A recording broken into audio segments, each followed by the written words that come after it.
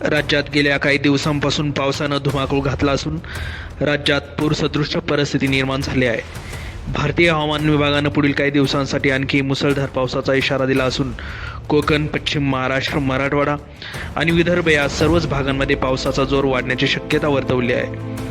30 सप्टेंबरपर्यंत अनेक जिल्ह्यांना हाय अलर्ट देण्यात आला असून नागरिकांना अनावश्यक घराबाहेर पडू नये असा इशारा प्रशासनाकडून देण्यात आला आहे. मुंबईसह ठाणे, रायगड, रत्नागिरी, सिंधुदुर्ग या किनारपट्टीवरील जिल्ह्यात मुसळधार पावसाचा अंदाज व्यक्त करण्यात आला असून पश्चिम महाराष्ट्रातील पुणे, सातारा, कोल्हापूर या घाटमाथ्याच्या जिल्ह्यांनाही हवामान खात्याने सतर्कतेचा इशारा दिलाय. मराठवाड्यातील धाराशिव, लातूर, परभणी, हिंगोली, नांदेड तसेच विदर्भातील बुलढाणा, वाशिम, यवतमाळ, चंद्रपूर या जिल्ह्यांमध्ये पुढील 48 तास मुसळधार पाऊस पडण्याची शक्यता आहे. हवामान विभागाकडून येलो अलर्ट आणि ऑरेंज अलर्ट या विभागांना देण्यात आलेत, तर जालना आणि बीड जिल्ह्यांना विशेष रेड अलर्ट जारी करण्यात आला आहे. जालन्यात पुढील काही तासामध्ये विजांचा कडकडासह जोरदार पाऊस पडण्याचा अंदाज व्यक्त करण्यात आला असून नागरिकांनी अत्यावश्यक कामाशिवाय घराबाहेर पडू नये असं हवामान खात्याकडून वर्तवण्यात आलंय.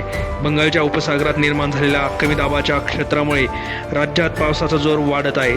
28 सप्टेंबरला मुंबई, पुणे, रायगड, रत्नागिरी, सिंधुदुर्ग तसेच पुणे, कोल्हापूर, सातारा आणि लातूर जिल्ह्यांसाठी हवामान विभागाने ऑरेंज अलर्ट जारी केला आहे.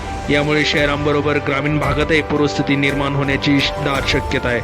दरम्यान या सततच्या पावसामुळे शेतकऱ्यांचे प्रचंड नुकसान झाले असून हातातोंडाशी आलेलं पीक पाण्यात भिजल्याने शेतकरी हतबल झालाय.